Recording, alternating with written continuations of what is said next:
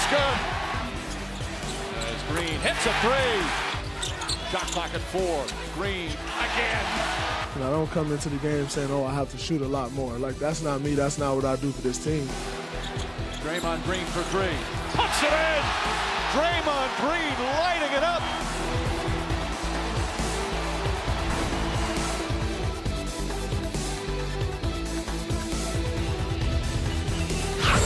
Only 5 players have ever recorded 25.5 rebound, 5 assists, 3 three-pointer games in the NBA Finals. 2 play for tonight's road team, including the MVP and Draymond Green, who starred in Game 2. Between games, DG sat down with our DA.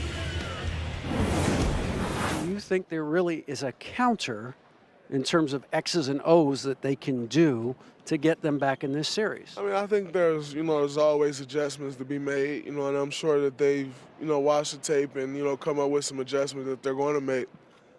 But, I think if we continue to play hard, I think the goal stepping on the floor is always to be the hardest playing team. And if we can do that, I mean, there's no adjustment to that. If you outplay someone, you just outplay them. And so that's our goal coming onto the court, regardless of what adjustment they make, that they can't outplay us. They can't work harder than us. And that's always the goal coming into the season. In Game 2, you were left open. Whether that was by design or not, you were left open. How important is it to you and to the team to shoot that shot in rhythm, regardless of why you're open? I mean, it's very important because it keeps the flow and rhythm of the offense going. If you open, take the shot. Whether you make it or miss it, it keeps our offense flowing. So, I was wide open a lot, and I just took the shot with confidence and was able to knock him down. And, I'm not sure how they'll guard, next game or if that'll be their game plan. But if it is, I'll just take the shots again. And if not, I'll find my shots within offense. Well, he hit 5 threes in that Game 2, and he talked about how important assistant coach Luke Walton was in telling him to go ahead and shoot it with confidence, without hesitation. If you're defending him when the Dubs are in their small ball lineups, what kind of a challenge is he? Well, he's a challenge on one end of the floor, and you can take advantage on the other end of the floor. I'm not going to let that little guy play me. I always tell this story. One of the great coaches I played for was Paul Silas, and we got into an argument at halftime one night. I told him I was going to punch him in the head. He said, you got a head too. and it taught me a lesson. Like, yeah, he has an advantage on one end of the court, but I got an advantage on the other end of the court. Go back to last series. He was struggling because those big balls was wearing him down low. He had to box him out the whole time. But when you play small ball, he doesn't have to box those small guys out. And he has, it's a perfect game for him. I'm going to put a big guy on him and make him work hard. But he can shoot it. But if he's making shots, I can live with it, as long as Steph and Klay aren't going crazy. Yeah, the Warriors are not seeing that kind of OKC length at the rim when they get there so far. They're also seeing, frankly, some inattentive defense from the Cavaliers when it comes to back cuts. You're right. You're right, Matt. They don't have the length inside, but also they don't have the athleticism on the perimeter that OKC had. OKC's perimeter was long. You didn't see the dribble penetration getting to the basket like you're seeing in this series. A lot of those Draymond Green shots were off of penetration. But also, too, their ability, as you said, Matt, to move and the back cuts. Poor defense. Channing Frye loses sight of the basketball. Harrison Barnes, a nice easy cut. You have guys who can make passes on the perimeter like Andre Iguodala finding the open man. And then once again right here, LeBron James loses sight of the basketball. A simple screen down, Draymond Green slips, easy layup, another easy basket. And of course right here, J.R. Smith loses sight of Klay, and Klay just pretty much waltzes right down the lane. Easy, simple pass from Draymond Green.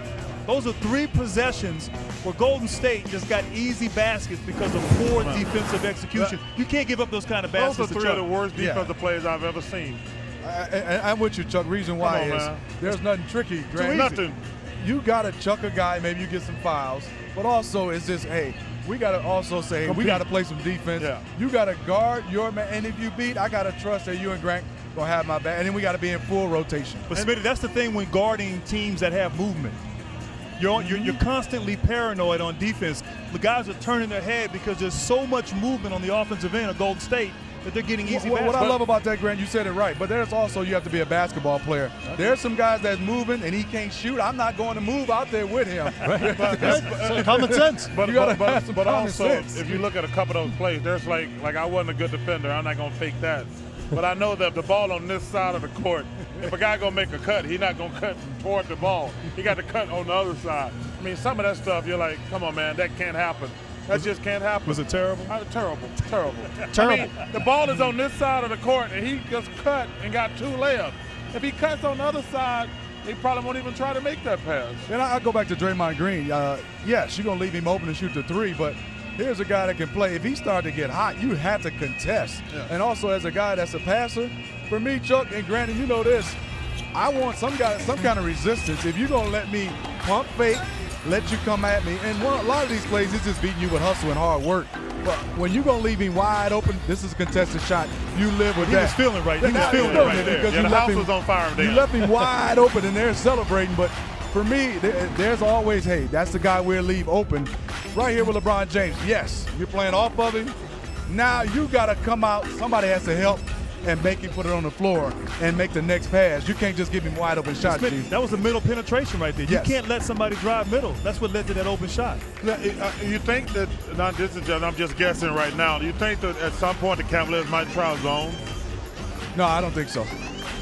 I mean, they can't keep him in front of him. You might have to try it. Chuck, to me, you got to really be on the same page playing a zone more than even man-to-man again in the NBA.